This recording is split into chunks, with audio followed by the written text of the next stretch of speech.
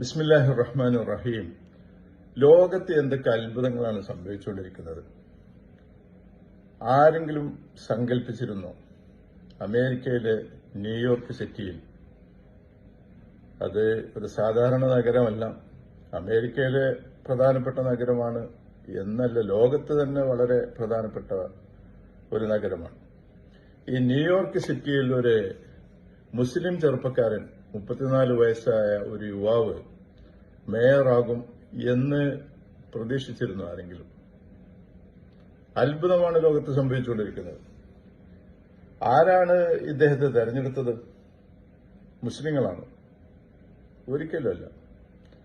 കാരണം അമേരിക്കയിൽ മൊത്തത്തിൽ തന്നെ മുസ്ലിങ്ങൾ ന്യൂനപക്ഷമാണ്. ന്യൂയോർക്ക് സിറ്റിയിലും അങ്ങനെ തന്നെയാണ്. അവരുടെ പേഴ്സന്റേജ് എന്ന് പറയുന്നത് 8-9% എന്നല്ല, വലിയ ഒരു ജൂത കമ്മ്യൂണിറ്റി ഉള്ള ഒരു സിറ്റിയാണ് ന്യൂയോർക്ക് എന്ന് പറയുന്നത്. ലോകത്ത് തന്നെ ഇസ്രായേൽ കഴിഞ്ഞാൽ ജൂതന്മാർ ഏറ്റവും അധികം ഒരുമിച്ച് കൂടിയിരിക്കുന്ന നഗരം എന്നതുകൂടി ഈ ന്യൂയോർക്കിന്റെ പ്രത്യേകതയാണ്. ഇപ്പോ വെളിപ്പെട്ടിരിക്കുന്നത്, അവിടെയുള്ള ജൂത സമൂഹത്തിൽ ഭൂരിപക്ഷവും, പ്രത്യേകിച്ചും ചെറുപ്പക്കാർ, യുവാക്കൾ, ഭൂരിപക്ഷം ജൂതന്മാരായ യുവാക്കളും വോട്ട് ചെയ്തിരിക്കുന്നത് സഹറാൻ മംദാനിക്കാണ്. ഈ മുസ്ലിം ചെറുപ്പക്കാരനാണ്. വലിയ പ്രചാരണങ്ങൾ അദ്ദേഹത്തിനെതിരെ, ഇസ്ലാമോഫോബിയ സാധാരണത്തതുപോലെ അവിടെ ഇളക്കിവിട്ട് വലിയ പ്രചാരണങ്ങളും കോലാഹലങ്ങളും നടത്തി. സാക്ഷാൽ അമേരിക്കൻ പ്രസിഡന്റ് തന്നെ രംഗത്തിറങ്ങി ഇദ്ദേഹത്തെ കമ്മ്യൂണിസ്റ്റ്, സോഷ്യലിസ്റ്റ്, എന്തൊക്കെ വിളിക്കാൻ പറ്റുമോ അതൊക്കെ വിളിച്ച് അദ്ദേഹത്തിന്റെ പൌരത്വം റദ്ദാക്കും, അദ്ദേഹത്തെ യുഎസിൽ നിന്ന് നാടുകടത്തും. അതുപോലെ തന്നെ എലോൺ മാസ്ക് പോലുള്ള ലോക കോടീശ്വരന്മാര് അവരുടെ കയ്യിലുള്ള എല്ലാ ആയുധങ്ങളും ഉപയോഗിച്ചിട്ട് അദ്ദേഹത്തിനെതിരെ പ്രചാരണം നടത്തി. അമേരിക്കയിലെ ന്യൂയോർക്കിലെ ബില്യനേഴ്സ് മാത്രമല്ല, ന്യൂയോർക്കിന് പുറത്തുള്ള അമേരിക്കയിലെ വൻ കോടീശ്വരന്മാർ മില്യനുകളാണ് മംദാനിയെ പരാജയപ്പെടുത്താൻ വേണ്ടിയിട്ട് ചെലവഴിച്ചത് എന്നാണ് ഫോർബ്സ് മാഗസിൻ റിപ്പോർട്ട് ചെയ്തത്.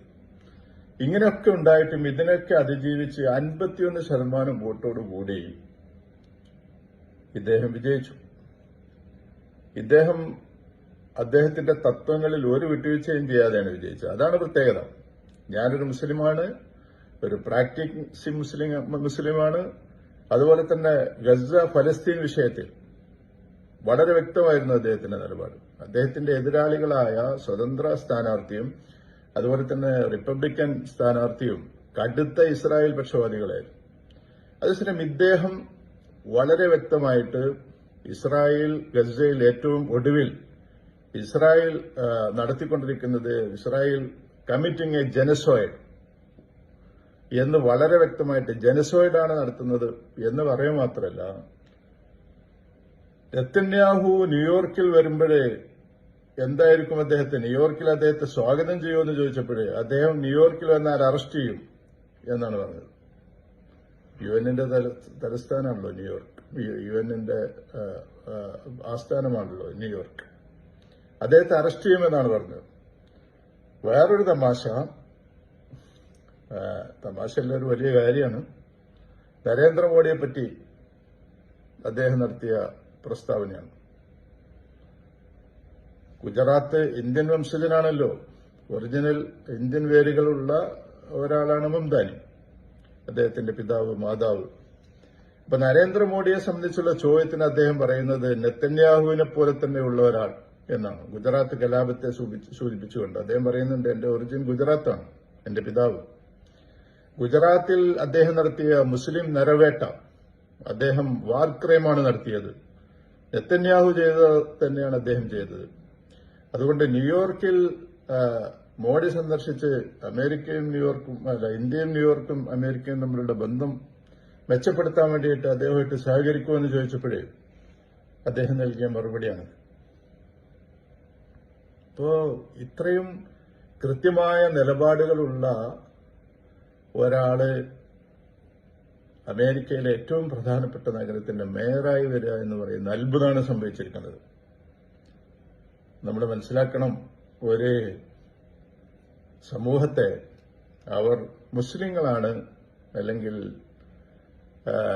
ഫലസ്തീൻ അനുകൂലികളാണ്, അല്ലെങ്കിൽ അവരുടെ തത്വങ്ങൾ ഉയർത്തിപ്പിടിക്കുന്നവരാണ്, അവർ ഹലാൽ ഭക്ഷണം തിരഞ്ഞെടുക്കുന്നവരാണ് എന്നൊക്കെ പറയുമ്പോൾ അത് വെച്ചിട്ട് ആളുകളുടെ പൌരത്വം റദ്ദാക്കാനും ആളുകളെ നാട്ടിൽ നിന്ന് പുറത്താക്കാനും ഒക്കെ ശ്രമിക്കുന്ന ഒരു കാലം കഴിഞ്ഞുപോയി. ഇന്ത്യയിലെ ഫാസിസ്റ്റുകൾ മനസ്സിലാക്കേണ്ടതാണ്. ഇന്ത്യയിലെ ഫാസിസ്റ്റുകൾ മനസ്സിലാക്കേണ്ടതാണ്. ആ കാലമൊക്കെ കഴിഞ്ഞു. ലോകത്തെ ജനങ്ങൾ ആരാണോ നീതിയെ ഉയർത്തിപ്പിടിക്കുന്നത് അവരുടെ കൂടെ നിൽക്കുന്ന, അത് ജൂതനായാലും ക്രിസ്ത്യാനിയായാലും മുസ്ലിം ആയാലും അവരുടെ കൂടെ നിൽക്കുന്ന ഒരു പുതിയ കാലമാണ് രൂപപ്പെട്ടു വരുന്നത്. ന്യൂയോർക്കിനെ സംബന്ധിച്ചിടത്തോളം മംദാനിയുടെ നിലപാട് വളരെ വ്യക്തമായിരുന്നു. അദ്ദേഹം ജയിച്ച ശേഷം പറയുന്നുണ്ട്, ഞാനൊരു മുസ്ലിമാണ്, ഞാനൊരു ഡെമോക്രാറ്റിക് സോഷ്യലിസ്റ്റാണ് എന്നാണ് അദ്ദേഹം പറയുന്നത്. അദ്ദേഹം പറയുന്നുണ്ട്, ന്യൂയോർക്കിൽ ആന്റി സെമിറ്റിസം, സെമിറ്റിക് വിരുദ്ധമായ നിലപാടുകൾക്ക് സ്ഥാനമില്ല. ന്യൂയോർക്കിൽ ഇസ്ലാമോഫോബിയക്ക് സ്ഥാനമില്ല അദ്ദേഹത്തിന്റെ ന്യൂയോർക്കിൽ എന്ന് അദ്ദേഹം പറയുന്നുണ്ട്. പാവപ്പെട്ട ആളുകളുടെ കൂടെ നിൽക്കും, മുതലാളിമാർക്ക് കൂടുതൽ നികുതി ചുമത്തും, പാവപ്പെട്ട ജനങ്ങളുടെ പ്രശ്നങ്ങൾ പരിഹരിക്കും എന്നതായിരുന്നു അദ്ദേഹം ന്യൂയോർക്കിന് നൽകിയ വാഗ്ദാനം. ആ വാഗ്ദാനത്തിന് ജനങ്ങൾ മതം നോക്കാതെ വോട്ട് ചെയ്തു എന്നുള്ളതാണ് ന്യൂയോർക്കിൽ സംഭവിച്ചത്. അപ്പോൾ ജൂതന്മാർ വോട്ട് ചെയ്തവരിൽ ജൂതന്മാരുമുണ്ട് എന്നുള്ളതാണ്. ഇന്ത്യൻ ഫാസിസ്റ്റുകൾക്ക്